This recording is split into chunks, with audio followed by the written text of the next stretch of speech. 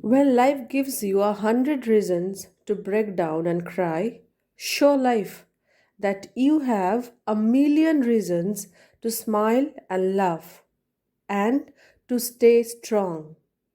With this thought, we will start our value education class. And today we'll follow chapter 10 of Joyful Living for class 9, The Shadows.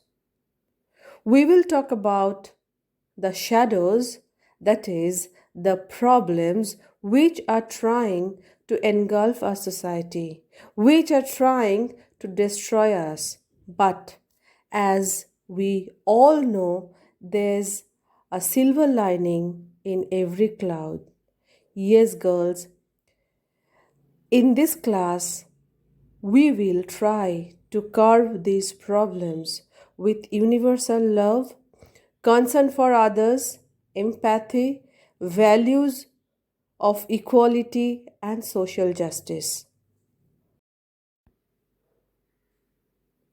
First, let's discuss the problems and their root causes. The first shadow is the shadow of poverty, and the causes behind poverty are the unequal distribution of wealth and wars and arms race. The unequal distribution of wealth. Sociologists and economists are of the opinion that the natural resources present in the world are sufficient to meet the need of all people. Unfortunately, the selfishness and greed of people do not allow for a just distribution of these resources. And this results in a situation where a privileged minority exploits the deprived majority. Then comes wars and arms race. The problem of world poverty is further complicated by the unprecedented buildup of nuclear armaments and the scores of armed conflicts that are raging in various parts of the world. These conflicts are the result of the suspicion and fear that prevail in the minds of the rulers and their unwillingness to seek peaceful means of ending mutual differences. It is a self evident fact that weapon sales and military aid to poor countries produces no peace but war. A continuing arms race is the prime cause of hunger and poverty all over the world. By one estimate, between 1945 to 1989, there were 138 wars, resulting in some 23 million deaths. But military force was also used elsewhere without an actual war breaking out, as in Hungary in 1956, Czechoslovakia in 1968, and Grenada in 1983. The Korean War caused 3 million deaths due to deadly conflicts. All 138 wars were fought in the Third World, and the weapons provided by the two major powers and their allies and fueled many. The next shadow of the society is female deaths. In some parts of our country, females are still considered as burdens and murdered in varied forms. Female feticide, neonaticide, female infanticide, girl child homicide, bride burning, dowry death, sati, witch hunting, etc. Almost all societies at time or another practice female infanticide. The practice of female infanticide has received sanction in rituals and customs in different societies and has been adopted in various ways that ranges from inhuman ways of killing the infants, such as starvation, the use of opium during breastfeeding, giving indigenous sedative, and strangulation. Female feticide is selective elimination of the female fetus. Data compiled for 2008 by the National Crime Record Bureau NCRB showed that there were 8,172 dowry deaths in the country. And for the same year, that is in the year 2008, there were 18,344 cases of cruelty to girls. A report by Prakash Kumar, published on December 15, 2006, says India has killed 10 million girls in 20 years. The report says, let me quote it from the report itself: 10 million girls have been killed by their parents in India in the past 20 years, either before they were born or immediately after. A government minister said, describing it as a national crisis. Every year in India, about 5 lakh fetuses are aborted because they are female. The statistics of January 2011 reveal that the number is risen to 1.5 million. The next evil or the next shadow of the society is dowry deaths. Dowry is not only one time payment at the time of marriage, rather, it opens up a series of expensive rituals, gift giving, customary honor to a groom and his kin, with, which continues even long after marriage on different occasions. Nowadays, dowry is mostly paid in cash to the groom's parents, and as a consequence, as a result, the bride usually will have no control over the dowry she brought along. It's very unfortunate that standing in 21st century these evils do exist in our society, in our country. The next evil is the evil of caste system. Caste system is perhaps the most oppressive system that afflicts Indian society. By and large, it continues to define an individual's entire life, occupation, education, culture, and political privilege, marriage, membership to clubs and associations, ritual behavior, and choices. The next evil is HIV AIDS. The acquired immunodeficiency syndrome, or AIDS, is caused by human immunodeficiency virus, HIV, which attacks human immune system, especially lymphocytes. The symptoms could be rapid weight loss, chronic diarrhea, prolonged fever, persistent cough, herpes zoster infection, etc. Previously, it was thought that around 5 million people were living with HIV in India, more than in any other country.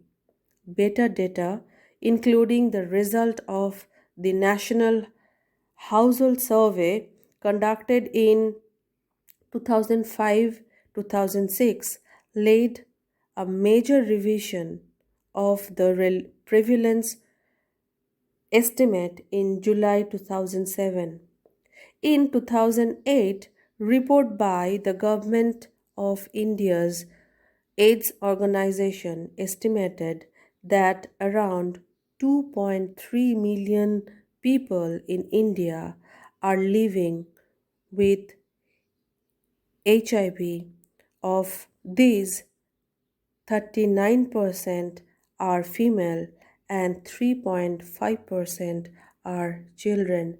So, girls, these are the major shadows that we have to cast aside from our society. These are the major evils that we need to fight. Girls, we are here to try our best to cast aside these shadows to make a better world. This class is not meant for depressing you all, rather to inspire you so that in coming years you may bring a sea change in the society, in the country, and in the world at large. The idea of changing the world can be daunting.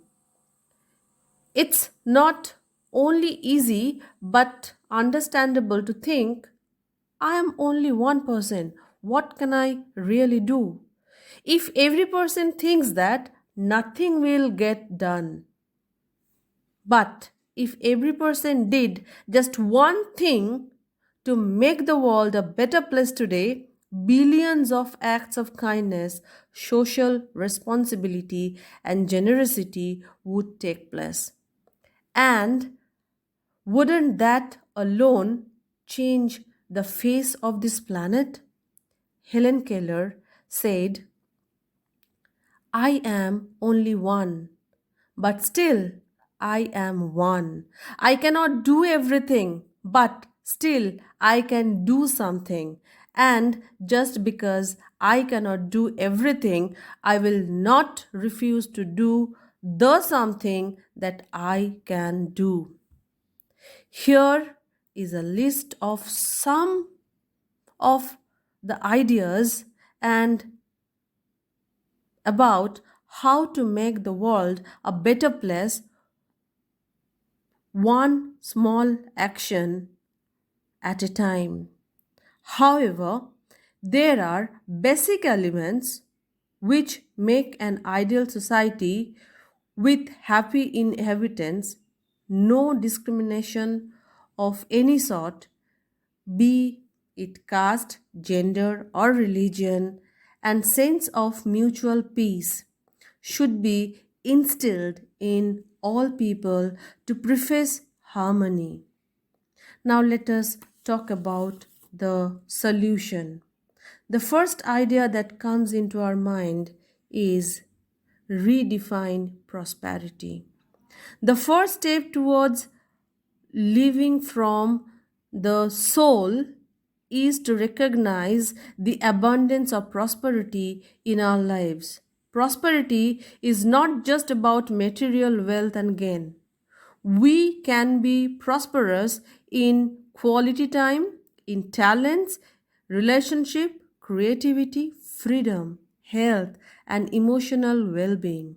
Sadly, many of these free and wonderful gifts are sacrificed in pursuit of prosperity in its most fragile form. Realizing the abundance of gifts we already have in our lives nurtures gratitude through which we manifest great love for the choices we make. The next idea, according to me, is nurturing the child within. Now, girls, as a teacher, I am enchanted how you, the students, are immersed in the present, whether in moment of quiet solitude or in those of exhilarating adventure. Every day, you are on a voyage of discovery, delighted by things to which we, the adults, have become immune. Delight is an emotion which very few of us can truly claim to experience as we get older. Yet, it is the breath of life itself. Find ways to rediscover childlike delight, if only in the smallest of moments. From such delight, we manifest great love for the world around us. Next, be generous. It's easy to be selfish with our time, money, and resources by getting caught up in our material driven societal expectations. Try being generous and see how our life changes. Try to buy food for the old man who's sitting helplessly on pavement. Read to children at your local library, or simply stop and listen for the answer when you ask a friend how they're doing. Chances are that your generosity will energize you and you will feel less helpless about how to make the world a better place. And lastly, recognize the humanity of other people and respect their dignity. Yes, girls. Consciously realize that the homeless man you pass on the street every day is, in fact, a man, a human being. Through choices of his own or circumstances out of his control, he ended up in this situation, and that makes him no less human. Say hello and warmly greet him. Your greeting could bring healing to his heart and help heal the world one person at a time. Treat people as equals, no matter how you interpret their social standing. So, these were very few ideas by which you can build a better world, a new world. The improvement of society starts from nowhere but from people themselves. Unless the people long for a change in the society, the government can play no ace, as the government represents nothing but the voices and choices of the people. There can be no fixed ideas to improve a society, but rather it would depend on how far it has already come and where it stands right now. Besides this, what the society need and what the people want would also play hand in improvement. So girls, you are the future society. So we know that you are the world. You are the future. You are the channel of peace and harmony. So we depend on you. We hope that you will bring that new world for all of us. May you all be blessed. Stay safe, stay healthy. Thank you all.